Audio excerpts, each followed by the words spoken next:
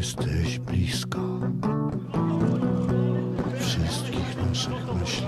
Wyjątkowo tajemniczy An marszałek extremely Sikorski mysterious przed man, pytań Sikorski, zdanie the się parliamentary obronić. speaker, Dziennikarze chcieli cannot dowiedzieć repel się, the co avalanche of Radosław questions Sikorski as the miał na myśli, journalist tried to mówiąc o propozycji specify rozbioru what Ukrainy. Radosław Władimir Sikorski Putin miał had in złożyć mind when Donaldowi mentioning a proposal to have Ukraine partitioned.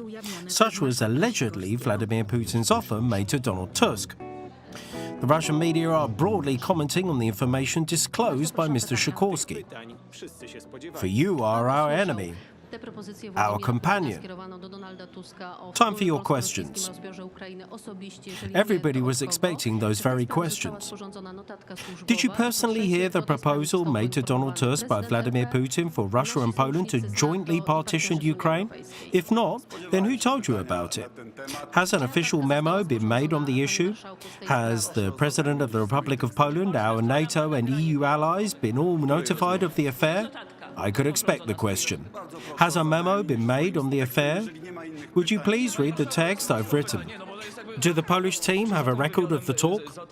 What talk do you mean? Is there a memo? Would you please read my text, if there are no more questions? But sir, there are plenty of questions. Has there been any follow-up of that conversation, any memo that has been passed to the President and our allies? And what was your actual response as Minister of Foreign Affairs and that of Donald Tusk as Prime Minister? This is just an account that I overheard at some point. It might have been interpreted in one way, but its meaning has appeared to be different in the light of what happened meanwhile. For more on that, please refer to the text due to come out very soon. Thank you. Thank you very much. But you did speak to some papers. But Mr. Speaker, this press conference, as weird as it was, took place 6 years after Putin met with Tusk in Moscow. Radosław Sikorski, who took part in that meeting, was no more a foreign minister the moment the episode you've just seen occurred.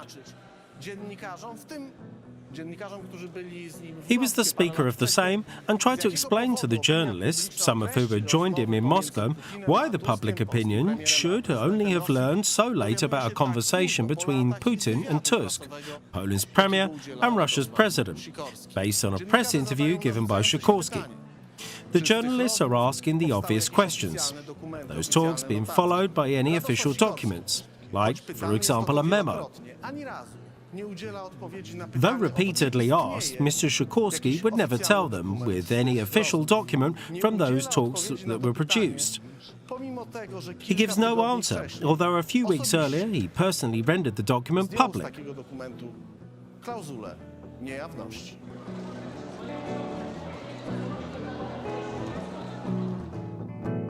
Sikorski's first press conference was such a disaster that he was forced to meet with the journalists on the same day once again. He said something different at the other press conference earlier on that day. He got utterly confused.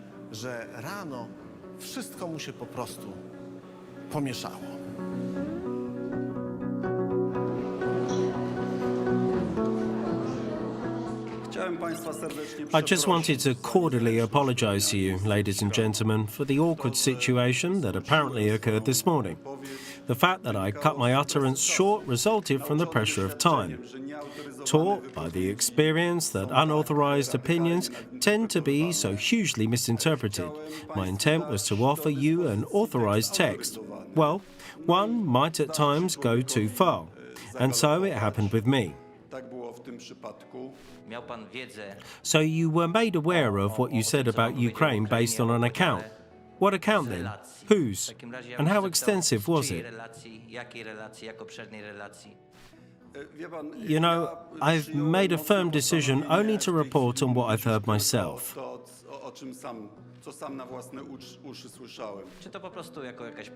Was it some sort of hearsay?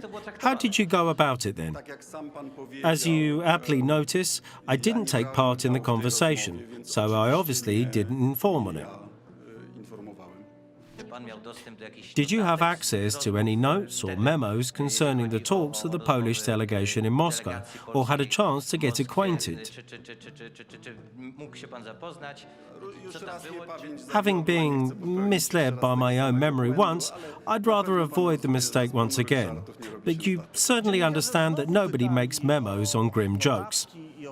Again, the journalist asked about the memos or other official documents. Mr. Sikorski said such affairs are not followed by a memo. Journalists have forgotten about the affair for years. We searched for those documents, and we did find them.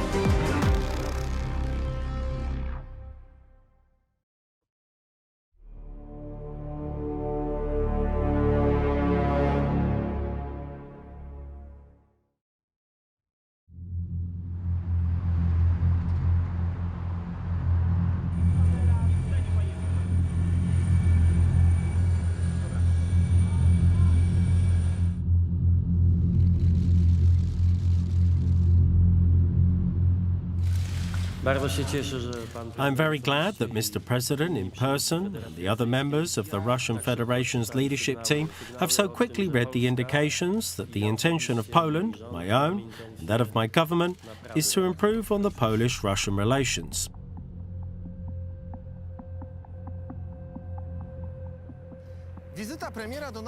Premier Donald Tusk's visit to Moscow appeared to be impressive, not only because Russia was one of the first countries to be visited by the new Polish Prime Minister, but primarily because of the way Polish diplomats had defined their objectives prior to the meeting. The documents drafted at the Foreign Ministry tell us that the primary and the major goal for the Polish diplomatic service and the head of the Polish government to tackle was to make a good impression with the Russian Federation as well as the European Union. The documents clearly state that the visit should be regarded successful if Russia as well as the EU jointly recognise that Poland has ceased to be an obstacle to the implementation of the common EU-Russian objectives. How should one understand the thus defined purpose of that particular visit and of the foreign policy as such? Krzysztof Szczerski, a professional diplomat and political scientist, comments on the matter. The whole set of the documents, I've seen sum up, ensue from the key decision that must have been made in Premier Tusk's circle, namely that our goal should be to put the best foot foremost and confirm to the West and to Moscow that Poland is quitting a policy of scepticism of what goes on at the Kremlin. Instead, it would now join the European mainstream and that it would build the deepening relations and contribute to Europe's dependencies on Russia. And then, there's just the consequences of entering such governmental policy path. We apparently have to gain confirmation from Moscow for our Western partners, expecting Moscow to state after such a visit that yes, Poland has already converted to the main European current. We, Russia, hereby confirm that such a turn has occurred.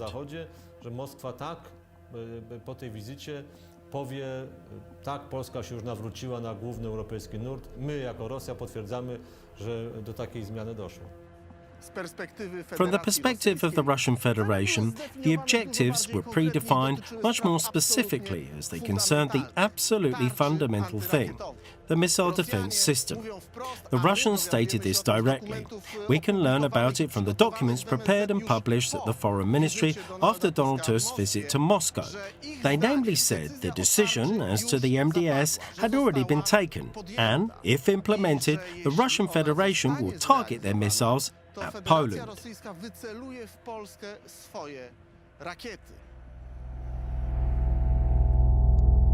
w niektórych sprawach We've made progress in certain matters, particularly as regards the degree of understanding of our points of view. Access to the oil from the Friendship Pipeline, the Możejki refinery, the so-called third ensign sailing and water transports on the Vistula Lagoon, the agreement on the visa-free local traffic along the border with Kaliningrad Oblast, and our position with respect to the EU's flexible visa policy towards Russian citizens. The discussion on these topics have shown that there is will and an opportunity to solve some of the problems that have been long awaiting a good scenario. We, moreover, agreed that the very fact that we have entered into talks with no prejudice whatsoever is quite promising as regards a strategic collaboration. rozmawiamy i to bez żadnych uprzedzeń. Dobrze rokuje na przyszłość, jeśli chodzi o strategiczną współpracę. The points listed by Donald Tusk became later the subject of bilateral talks going on for years between representatives of Poland and Russia. Yet, during that very visit, talks were also held on two fundamental issues.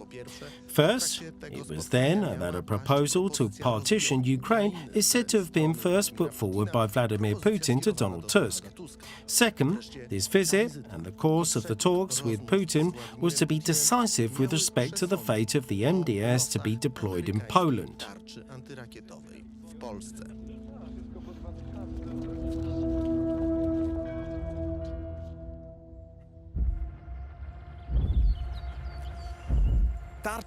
For the Russian Federation, the missile defense system was a fundamental issue, and this is for a variety of reasons.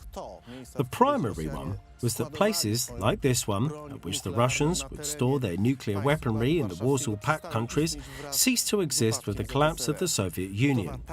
The construction of the MDMS and other American installations in this part of the world would have clearly proved that the empire had really collapsed, the Russian Federation having lost control over this area.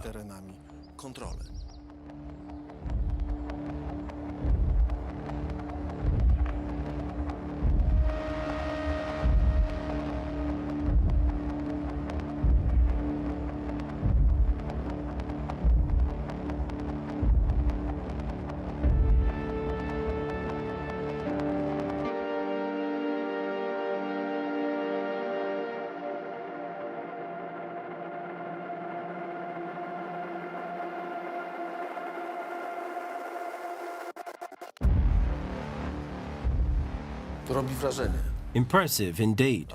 A dummy of the nuclear warhead and a map of its projected use. Yes, indeed. It's a map of Operating Plan Number 1, dated 1965, providing for the use of the Polish People's Army as part of the Seashore Front meant to attack the Western world. The construction of this facility was part of the plan's update, so to say. According to the operating plan, the Seashore Front was to use 91 nuclear warheads in its attack on the west. Front nadmorski miał użyć 91 głowic jądrowych do ataku na zachód. Well, we have decided to meet in this place. It is somehow symbolic that a Soviet depot, meant once to be in a Soviet attack on the world, is located very near to the place where the Poles and the Americans were once bargaining on the construction of a missile defense system, designed to shoot down missiles carrying diverse warheads towards the civilized world. Negocjowali przez bardzo długi czas budowę instalacji, która jest instalacją antyrakietową, mającą zestrzeliwać pociski noszące różnego rodzaju głowice w stronę cywilizowanego świata. Negocjacje polityczne między Polską a Stanami Zjednoczonymi bardzo mocno zintensyfikowane. The political negotiations between Poland and the US highly intensified in 2007 and concluded with an agreement on the deployment of the MDS in Poland. Came as a real way out of a strategic time of troubles Poland faced after it joined NATO. There was, in fact, no security warranty in terms of the actual possibility to make use of Article 5 of the Washington Treaty. For Poland was quite fragile in military terms, unable to defend itself, be it for a couple of days, in the event of getting attacked by an outside aggressor. The MDS offered an opportunity for Poland to not stay alone and to get a moment of breath, gain time to make a real leap in armament terms into the 21st century. So it was a matter of strategic oxygen offered to us by the Americans. Pewien czasokres, w którym Polska będzie mogła dokonać autentycznego skoku zbrojeniowego do XXI wieku, tak naprawdę, więc była to po prostu kwestia, można powiedzieć, strategicznego tlenu, który nam podali Amerykanie. Ricky Ellison is an American lobbyist who, in 2007, 2008 and 2009, tried to persuade Poland to have the MDS deployed in its territory. This is a system that goes all the way back to the time of President Ronald Reagan. It was shown to Gorbachev at the time, and it was undergoing first tests. This is the systems generation. Our country, the US, is now making an even better system called the NGI, New Generation Interceptor. This is interconnected with the missile defense potential, so many of the devices are capable of working even more efficiently.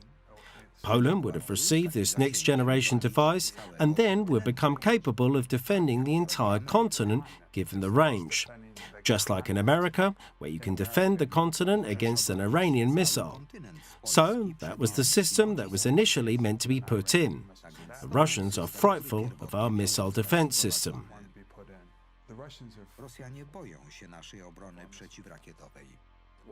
Why? Because it can eliminate their nuclear force if used. In space, there's kinetic energy and non-kinetic, directional energy. Look at how advanced we are. This will certainly destabilize the long prevalent dominance in the military sector aspect. We are not in the space. You're simply asking me why, and I'm only saying that already in Reagan's time they were afraid of the American or Western technology to be able to take this.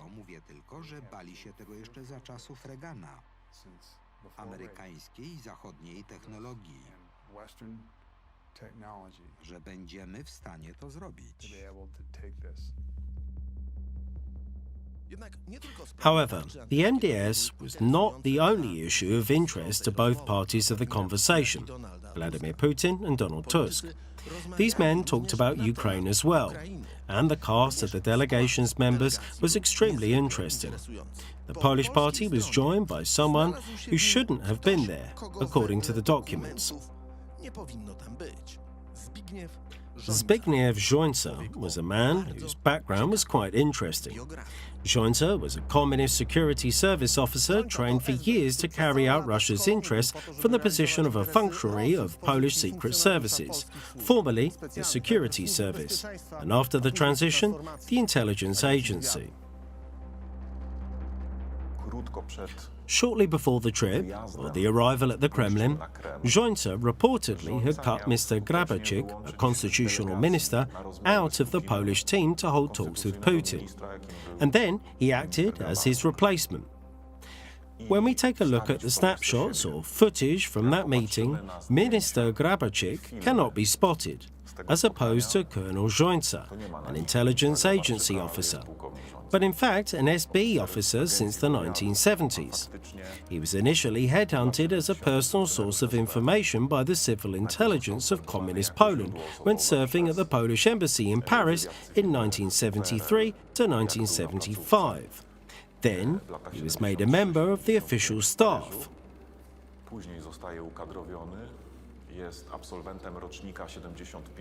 Graduated in 75-76 from the Intelligent Human Resources Training Center in Kiev-Kuti, he was seconded to the institutions which formerly had nothing to do with the secret services.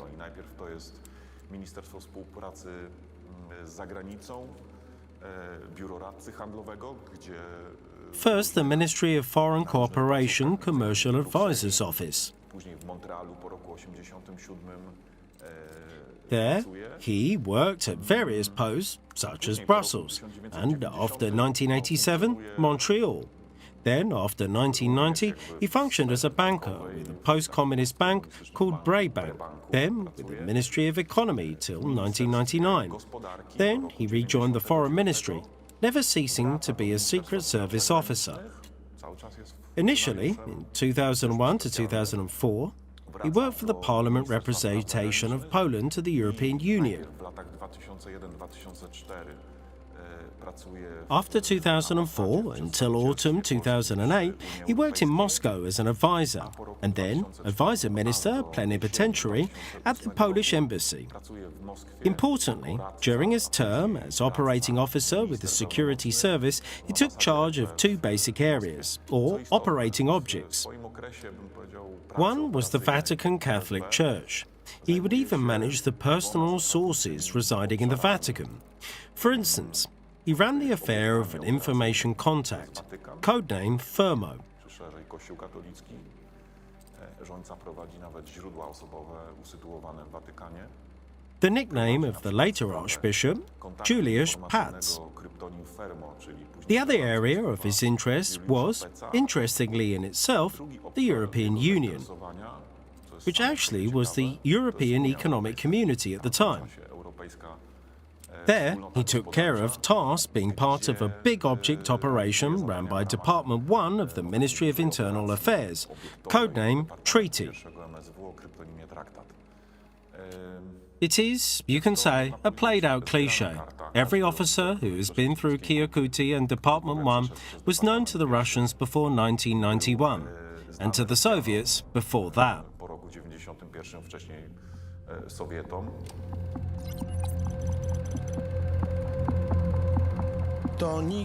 These are never before published photos from the intelligence center in Kyokuti. In the entire center's history, cameras have visited just a few times. Russia had complete control over the communist-era special services. So what was the point of sending an intelligence officer to Moscow who could have had no secrets from Russia?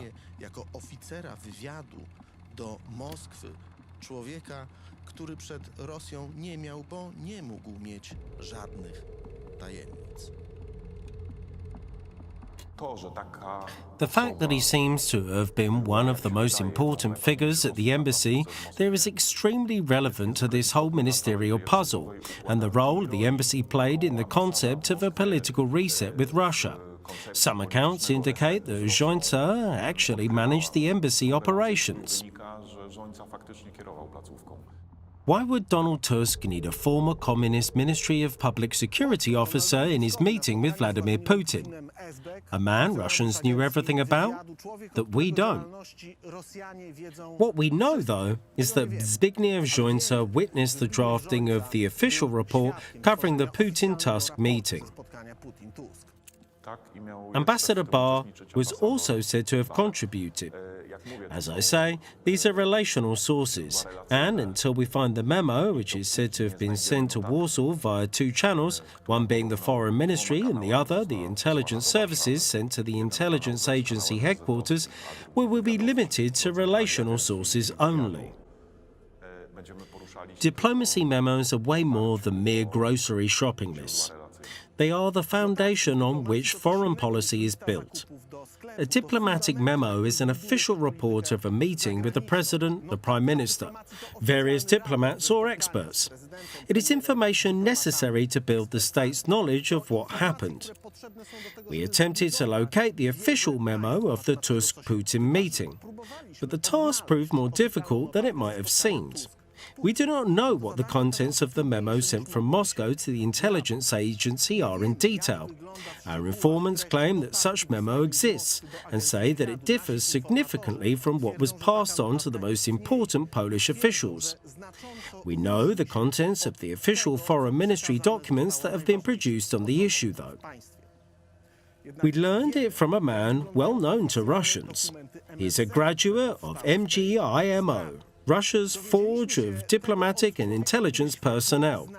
The document he has drafted proves that the issue surrounding the memo was the reason for the fight between the Foreign Ministry and Prime Minister Tusk's office. Świadczy o tym, że sprawa dotycząca tej notatki była powodem awantury pomiędzy Ministerstwem Spraw Zagranicznych a kancelarią premiera Tuska. Adresatem tego pisma jest minister spraw zagranicznych The Sikorski. letter was originally sent to Foreign Minister Sikorski, and one may infer, as the letter openly states, that it concerns the untimely drafting of a briefing memo on the Prime Minister Tusk's visit to Moscow. It's an outright sensational document. That's because it describes the behind-the-scenes workings of Donald Tusk's diplomacy as related to Russia. It says no memo accounting of the visit has been drafted at the Foreign Ministry at all. Furthermore, it mentions that on February the 12th, a corresponding memo was drafted by the Foreign Policy Department of the Chancellery, i.e. the Prime Minister Tusk's office. Departamencie Polityki Zagranicznej KPRM, czyli w kancelarii premiera Tuska. According to information from the Chancellery, it appeared that it was the Prime Minister's office, whose many representatives made up the official delegation, that drew up the document. This is what the Polish embassy in Moscow also claimed, saying no one from the Chancellery had tasked them to draft the dispatches or the memo. By the way, after I learned I would not be included in the delegation, I asked the Deputy Director Lamparska of the Foreign Affairs Department of the Chancellery as to who drafted the memo of the visit. She responded the embassy would be tasked with that. As the relevant memo from the Chancellery had not shown up in spite of time going on, I asked the embassy to produce a draft report from the visit, so that at least the Department of Eastern Policies would have a basic grasp on what had happened there. That kind of confidential material was sent via a secure channel on the 12th of the month. I promptly forwarded it to the Minister and Ms. Bernatovich. However, the Department of Eastern Policies has still not received any formal request to write up a comprehensive memo on the Prime Minister's visit based on the incomplete materials and information. That shocked me, as diplomatic relations obviously require accounting of conversations in order to maintain continuity of documentation. Documentation also guarantees the transparency of the state's actions to its citizens. Certainly, some documents are secret, but in the future, one will be able to reconstruct the actions their own state has taken nonetheless. That guarantees the basic tenets of civic security in the first place. A missing memo covering such key conversations at such a crucial point in time during such an important visit, well, that's positively shocking. The letter shows that the Foreign Ministry was basically disregarded with. Poland's reset with Moscow and its implementation through the Prime Minister's visit format was decided by some inner circle, by no means those formally in charge of the foreign policy. Because if the Ministry of Foreign Affairs, as this letter indicates, was almost completely excluded from meaningful participation, if the key departments directing Poland's eastern policy don't participate in a Prime Minister's visit, one that was prepared for so long, then something isn't right, is it? Something isn't right for the state itself. Kierunkowe polityki wschodniej nie uczestniczą w wizycie premiera Polski tak bardzo, przecież to nie jest codzienna wizyta, tak? Then, the Bratkiewicz letter also includes a clue to yet another document regarding the course of the Kremlin meeting. In February 2008, the document was classified. The security clearance was imposed by Radosław Sikorski himself. What's more, Radosław Sikorski removed the clearance a few days before he stepped down as foreign minister. But for years, he never mentioned publicly that a document like that had even existed. This is the first time it is being revealed to a broad public. Even though journalists have asked hundreds of questions to Radosław Sikorski about whether the memo has come to be, they never bothered to look for the document itself. Admittedly, it has not been drafted directly in Moscow, but much later, so it's not a classic memo like it should have been, but at least an attempt to develop the post hoc knowledge. The document was signed by Radosław Sikorski, though it has two other authors referenced therein, and known very well to Moscow. Jarosław Bratkiewicz, an MGIMO graduate and head of the Eastern Department. Jarosław Bratkiewicz, absolwent MGIMO i szef Departamentu Wschodniego oraz wieloletni... And Zbigniew Jońca, a long-time Communist Ministry of Public Security officer, who continued his career in Special Forces. Oficjalna notatka This is an official letter, an informative letter on the visit of the Polish Prime Minister Donald Tusk to Moscow on February the 8th, 2008. w dniu 8 lutego 2008. And someone could say, okay, so what's the point? After all, there is a document. Probably Jarosław Bratkiewicz wrote it, but it's here, at the MFA, with official stamps, and you can see everything's there. Odbywają się na takim szczeblu, nie sporządza się It's just that records of meetings held at such a high level are not to be drafted 2 weeks afterwards. The way things are done in diplomacy is to draft them promptly, as soon as possible, so that they reflect the actual course of the meeting, preferably on the very day the particular meeting covered by a memo has taken place. miało miejsce. And here, we've got a documented draft in Warsaw rather than in Moscow on February the 21st, 2008. 21 lutego That is, again, several days have passed since Donald Tusk's visit, and it is being recreated, as is evident from Bratkiewicz document, his letter to Sikorski. It's being based on some account that was sent from Moscow on February the 12th after some internal wrangling. One so official as to have become borderline disinformative, with a very low restrictive clearance level, and listing Lech Kaczynski as the first addressee. My track record, knowledge and experience of working with materials produced by Polish diplomats of the Donald Tusk period until 2010 allow me to confidently state that those including President Lech Kaczynski as an addressee are different in character from those that do not. okresu Donalda Tuska do roku 2010 mogę jednoznacznie powiedzieć, że notatki, na których widnieje na rozdzielniku prezydent Lech Kaczyński, są inne niż te, na których jego nazwisko nie widnieje. We need to remember that not long after the documents discussed here were drafted, the late Lech Kaczynski formulated his accurate diagnosis at the Tbilisi rally. This shows how Poland was capable of an accurate diagnosis of what was happening and what was about to happen in the region, what Putin's policy was leading towards. Now, more than a decade later, everybody says the same, often admitting they've been wrong before. But Warsaw had a realistic assessment of Russian policy back then already. At the time, it was centred around the late President Kaczynski, but many other experts must have known what was going on all the time too. During this meeting, a proposal was supposed to have been made, a Russian proposal for Poland's involvement in the partition of Ukraine, a proposal, traces of which can be barely seen in the margins of the few documents that were drafted in the Polish Foreign Ministry under strange circumstances. sporządzonej po długim czasie. Does the memo, the official one, drafted after a long time, include any reference to this proposal that Vladimir Putin was supposed to have made to Donald Tusk to partition Ukraine? Notatka podpisana przez Sikorskiego, a sporządzona przez Of course it doesn't. Bratkiewicz-Jońca The memo, zawiera signed by liczne Sikorski and drafted by the Bratkiewicz-Jońca duo, contains yet another puzzle.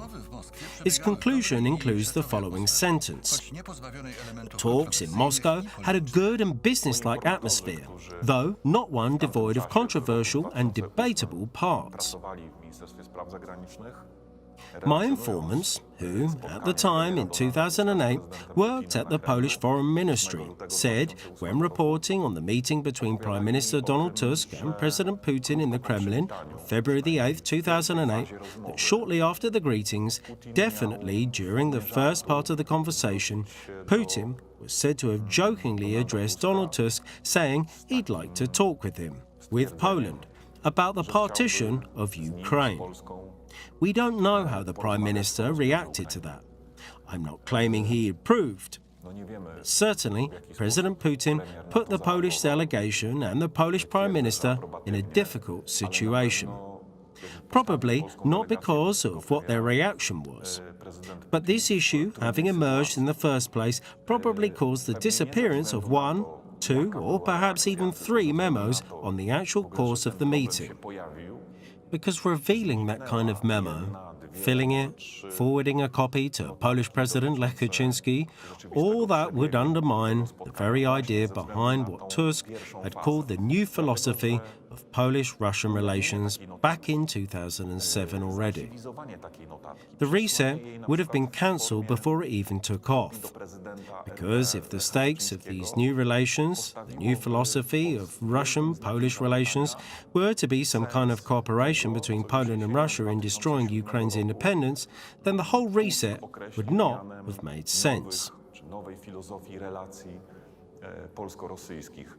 Na starcie reset zostałby unieważniony, no bo skoro stawką tych nowych relacji, nowej filozofii relacji w tym wymiarze rosyjsko-polskich miałaby jakaś być współpraca Polski z Rosją w zniszczeniu niepodległości Ukrainy, no to cały reset nie miałby sensu. The authors did not elaborate. They did not mention any specifics of the controversies that emerged during the visit, which constituted a huge controversy on its own already. In retrospect, we know one of the most controversial issues about the visit. Good morning and welcome to a press briefing by the Speaker of the Sejm, Mr. Radosław Sikorski. To begin with, Mr. Speaker will present the highlights opening the...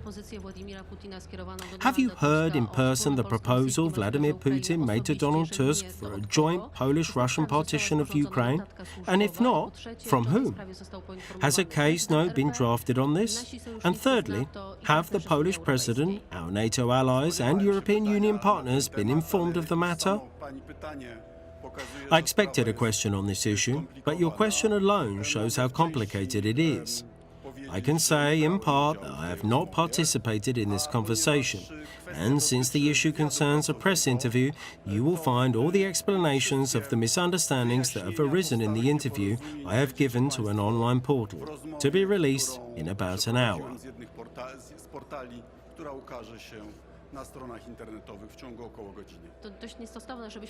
It is also not appropriate for us to wait for your interview that explains the previous interview. The matter is quite complicated, so I would very much appreciate your patience. Next question, please. Has a memo been drafted of the case in question, Mr. Speaker? Please refer to my interview. Does the Polish side have a recording of the conversation in question? Which conversation? The conversation you were talking about between Prime Minister Tusk and Mr. Putin. There is no recording. Mr. Speaker, is there a memo accounting for this conversation? Please refer to my interview. If there are no more questions, Mr. Speaker, there are a lot of questions. It's like everybody's waiting for this interview. They've even told us. Exactly, so please refer to it.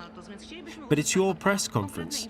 MP Grasz even told us that Donald Tusk may have a say on this after the press conference. So we'd like you to give us a specific information. What was said? When it was said? Were you surprised? How did you react? And first of all, was this interview, this conversation, followed up anyhow by a memo forward either to the President or to our allies? And how did he even react to that? And first of all, was this interview, this conversation, followed up by a memo forward either to the President or to our allies? And how did you even react to that? As the Foreign Minister in the Prime Minister Donald Tusk cabinet? That's my question. This is the account I heard, which could have been interpreted one way at the time, and whose meaning turned out to be different in the light of what has happened since. Could you elaborate on this, Mr. Speaker? I'm elaborating on this in the text soon to be published. This preposterous press conference is Radosław Sikorski's attempt to explain himself after an interview he gave to the Politico website. In the interview, Sikorski gives an account of a conversation between Putin and Tusk that took place in Moscow on February the 8th, 2008. Since then, Russia has attempted to involve Poland in the invasion of Ukraine, just as if it were a postmodern rerun of the historic partitions of Poland. He wanted us to become participants in this partition of Ukraine. says Sikorski. Putin wants Poland to commit troops to Ukraine. These were the signals they sent us. We have known how they think for years. We have known that this is what they think for years. This was one of the first things that Putin said to my Prime Minister, Donald Tusk, soon to be the President of the European Council, when he visited Moscow. He went on to say that Ukraine is an artificial country and that Lvov is a Polish city, and why don't we just sort it out together? Luckily, Tusk didn't answer. He knew he was being recorded. The explaining went so poorly for Sikorski that he had to rerun the press conference. I wanted to sincerely apologise to you for the awkwardness this morning. I wanted to clarify that, in particular as a former journalist myself. I have never avoided contact with the media. The fact that I have limited my statement before was due to time constraints. Having learned from experience that unauthorised statements are radically misinterpreted, I wanted to give you the authorised content so that any doubts would be dispelled. But sometimes one overdoes things, and this was the case here. These explanations you've made in writing to a portal include a statement that you learned about what you said about Ukraine and its partition from accounts of others. In that case, let me ask, from whose accounts? What kind of accounts? What length? This is the first question of many, but of course, I will also give my colleagues. You know, I have made a firm resolution at this point to speak only about what I have heard myself with my own ears. I understand that the President's office was somehow notified of this general information, because even such general information is very significant for state security. Or was this simply treated as some kind of rumour? What was the attitude? As you said yourself, I was not involved in this conversation, so of course I did not notify anyone.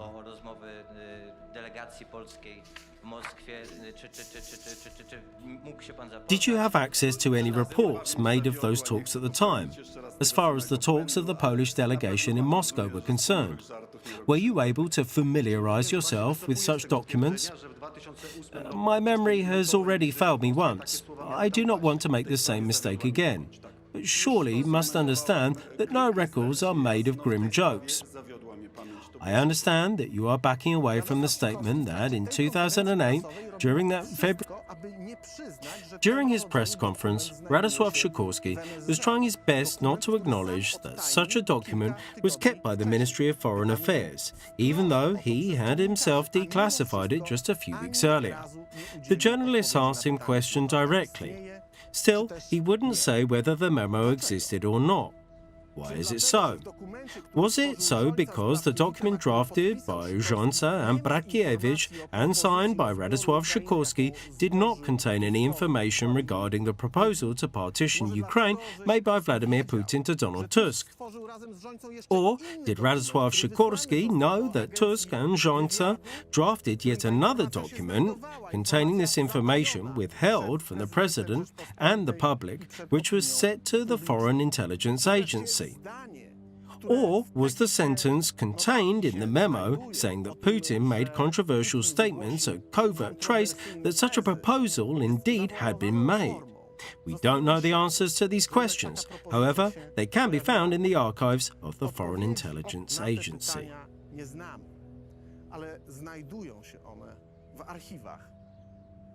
It is not clear from the document what these controversial statements might mean. We can just guess their meaning considering that Radosław Sikorski kept mentioning Putin's proposal of a partition of Ukraine for years. He mentioned it in his interview given to Politico and also in his book.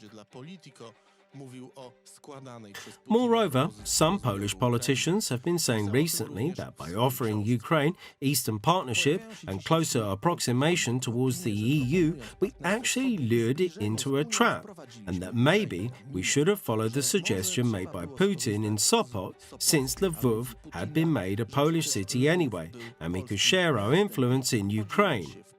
Years later, Sikorski repeated different versions of the same story, including the following one presented in a radio interview in 2023. I hope that you can reflect when I said that Putin made strange suggestions and Zhirinovsky offered even a partition of Ukraine. You made a scandal out of it. Today, it turns out that Russians keep making us this offer. They keep referring to this argument in their propaganda. Years later, we learned from documents held in President George Bush's library and declassified by the US government that precisely the same statements, which had been withheld from the Polish public, were presented by Putin during his meeting with George Bush. The only difference is that in the case of the meeting between Putin and Bush, we don't need to guess it because the Office of the US President made a detailed report, a memorandum of conversation stating sentence by sentence what was said by the US President and Vladimir Putin. Raport, stenogram, gdzie zdanie po zdaniu napisane jest, co powiedział prezydent Stanów Zjednoczonych i co powiedział Władimir Putin. I'd like to emphasize that accession to NATO of a country like Ukraine will create a field of conflict for our countries in the long term, a long-term confrontation. Why? 17 million Russians live in Ukraine. It's 1/3 of its population. Ukraine is a very complex country. It is not a nation built in a natural way. It is an artificial country created in the Soviet period. After World War II, Ukraine gained some of its territories from Poland, Romania and Hungary. It was actually all the western Ukraine. In the 1920s and 1930s, Ukraine gained some territories from Russia. It was the eastern part of the country. In 1956, Ukraine was given the Crimean Peninsula. According to our informants, it was around the time when Radosław Sikorski was declassifying the said documents and later giving the interview to Politico and holding his press conference that the Polish special services started searching for information on whether or not any trace of Vladimir Putin making a proposal to Donald Tusk on partitioning Ukraine could be found in the archives. The Polish politicians seeking such information were assured that Donald Tusk was safe in this regard, that there was no danger. At that time, Donald Tusk was embarking on his mission as President of the European Council. Donald Tusk wówczas rozpoczynał właśnie swoją misję jako przewodniczący Rady Europejskiej. The most important element of the document drafted by Jońca and Brakiewicz and signed by Radosław Sikorski is a description of the part of the meeting between Vladimir Putin and Donald Tusk in which they talk about the missile defense system. The first sentence of the substantial part of the memo goes as follows. Vladimir Putin focused on issues related to the missile defense system. He made a proposal that 2 command centers be established, Brussels and Moscow, with the USA taking the leading role. In strong words, he demanded that the Russian side be given 24/7 access to the future bases of the MD system. At the same time, it became clear that he was convinced that the decision to build bases in Poland and the Czech Republic had already been made. He threatened that, if they were built, Russia would redirect some of its missiles to targets on Polish territory. I learned more about this visit and the conversation about the crucial topic, that is the missile defense system, from Radosław Sikorski's memoirs. He described an incredible scene in a very graphic way. Putin took a piece of paper and sketched out for Donald Tusk the extent of the proposed installation. Let's admit it was impressive. Not only because Putin had excellent knowledge of the technical details, but also because the range of the guidance radar clearly included Russian territory. And never mind that the shootdown would occur in the stratosphere or even higher. The Russian president demanded that the radar's ability to operate over his country's territory be physically limited. This must have been described in a memo if Sikorski, years later, had such an exact recollection of that that meeting. It must have made a great impression on those greenhorns, if you'll pardon my choice of words. It was a clash between a man who knew what he was talking about and some naive athletes, detached from reality, who had come to organise a reset. And here you go, such a blow, right from the start. The partition of Ukraine, the missile defence system threats. The Polish delegation was put against a wall, so to speak. The document shows clearly that the plan of the Polish Ministry of Foreign Affairs had for this meeting blatantly differed from what actually happened. The Polish Ministry of Foreign Affairs declared that Donald Tusk would talk about the new philosophy for Polish-Russian relations and waterway transport on the Vistula Lagoon. However, in reality, Putin and Tusk talked about hard interests, and specifically, as the first bullet point of the memo reads, about the missile defence system. Good evening, ladies and gentlemen. Welcome to the press conference held to discuss today's visit. Dłuższy czas rozmawialiśmy o tarczy antyrakietowej. Prezydent Putin For quite some time, I talked with President Putin about the missile defence system. President Putin is not a fan of this project. doceniacie państwo I hope you can appreciate my mild choice of words. However, he acknowledged Poland's autonomous right to make its own decisions as to what and whose defence installations would be located on our territory, which is obvious. He openly said that he expected that Russia should be able to monitor, to check the missile defence system to make sure it would not be directed against Russia. We also know that the Americans would be willing to offer Russia such a sense of security by allowing for some kind of monitoring or inspection. We concluded that this topic would need to be further discussed. Byliby skłonni dać tego typu poczucie bezpieczeństwa poprzez jakąś formę monitoringu czy inspekcji. Stwierdziliśmy, że to jest temat do rozmowy. The Polish Prime Minister withheld from the public that during that meeting, Putin threatened Poland with Russian nuclear missiles being targeted at its territory. Despite this, Tusk considered the visit and the meeting to be beneficial for Poland. We all believe that from the perspective of the Polish interest, both Poland's and Russia's efforts to reinvigorate our exchange have a more open and friendly dialogue might have some good effects for both Poland and Russia. Unfreezing our relations will be beneficial. The visit paid by Donald Tusk in Moscow and his meeting with Vladimir Putin determined the whole policy that Donald Tusk will pursue over the following years. I believe that the outcome of these official meetings is a positive one. Donald Tusk's wishful thinking was in line with the recommendations made by the Polish Ministry of Foreign Affairs before the visit even took place, explaining how it should be presented to the public for propaganda purposes. However, the memos drafted by the Polish Ministry of Foreign Affairs show clearly that nothing would change as for unblocking trade with Russia with regard to both meat and other food products, including lifting the embargo on meat. This was communicated directly by Dmitry Medvedev, which we learn from the memo. As for lifting the Russian embargo on Polish food products, Dmitry Medvedev pointed out that Russia was seeking to reduce its dependence on food imports. He stressed that it was unacceptable that more than 80% of agricultural goods and shops and on the Russian market were imported.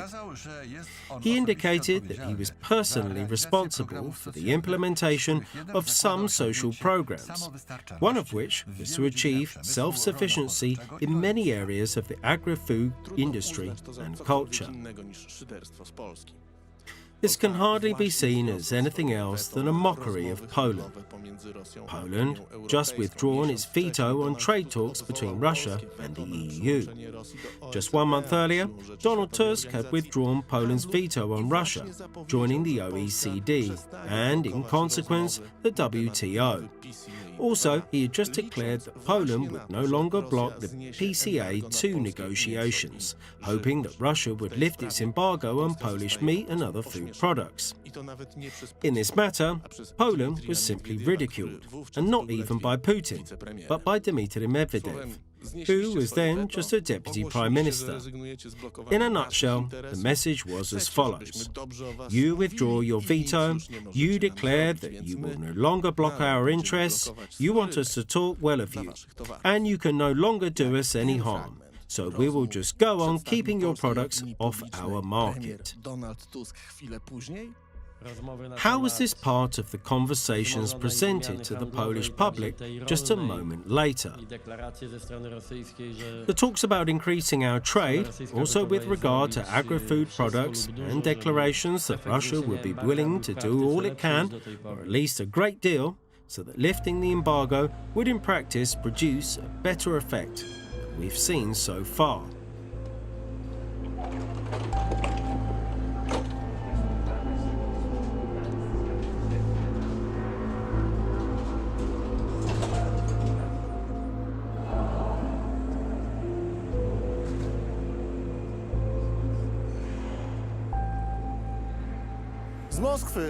Radosław Sikorski flew from Moscow directly here to Munich to participate in the annual Munich Security Conference held at the Munich hotel Bayerischer Hof.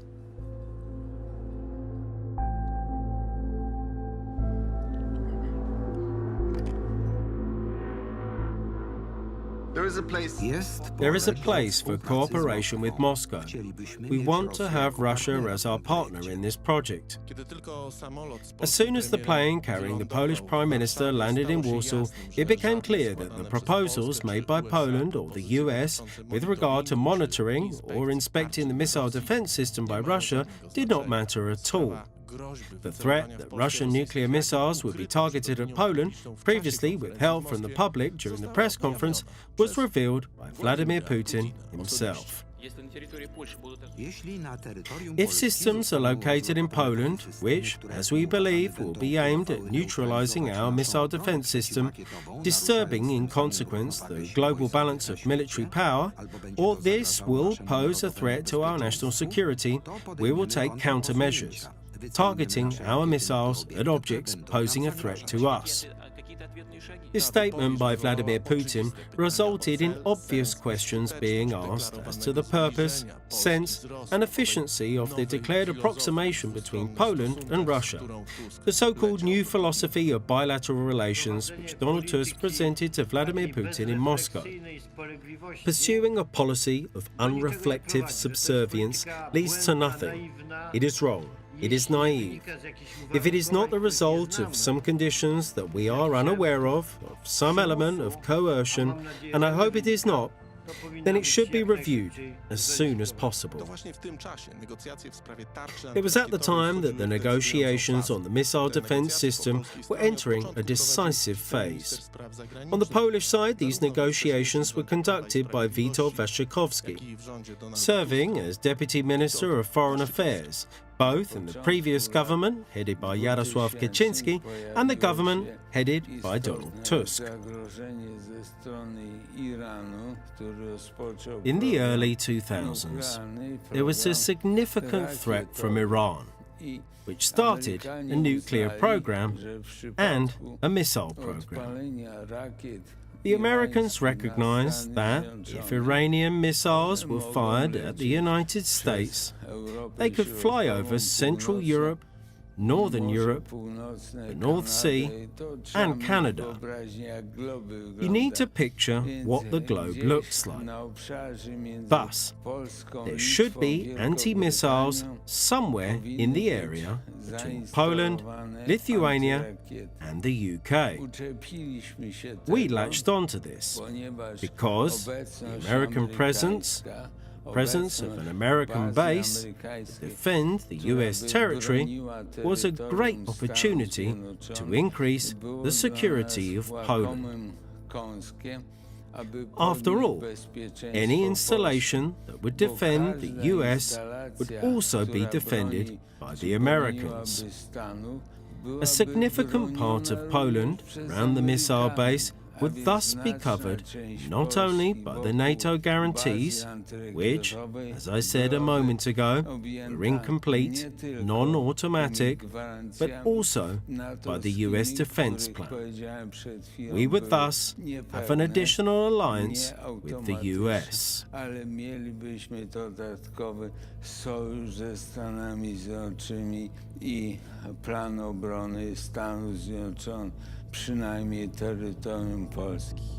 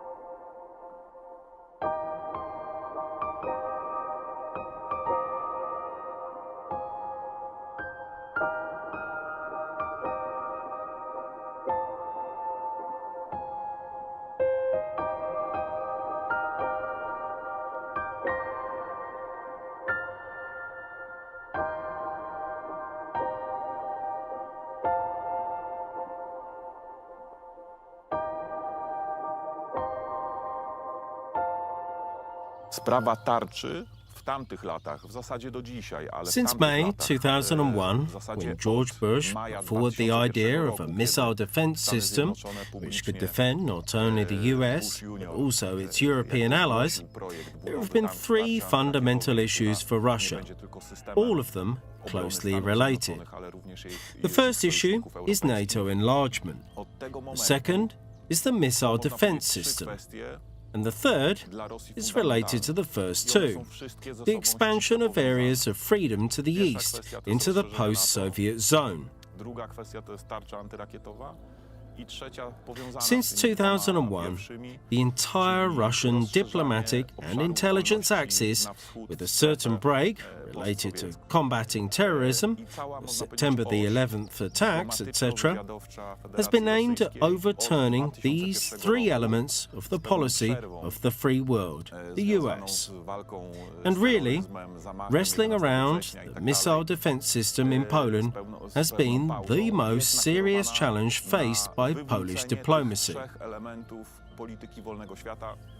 And to sum up, it must be said right away that at a time when this project was not only being developed, but actually had a chance to be finalized, regardless of the fact that the Obama administration was to follow in 2009, Donald Tusk's diplomatic team, from the very beginning, tried to overturn this project, to drag it out, to discuss it in such a way that it could no longer fit into the political agenda of the Republican administration, i.e., until 2008.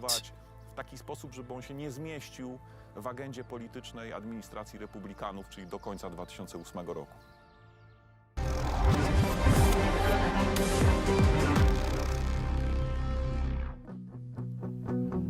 Kiedy jesteś blisko wszystkich naszych myśli, staje się realne to, co nam się przyśni, i wszystkie słowa Dyplomatyczną grę przeciwko Stanom Zjednoczonym, przeciwko prezydentowi Bushowi i przeciwko amerykańskiej tarczy antyrakietowej premier Polski Donald Tusk rozpoczął miesiąc po wizycie w Moskwie, kiedy wsiadł w samolot i poleciał do Waszyngtonu na spotkanie z George'em Bushem.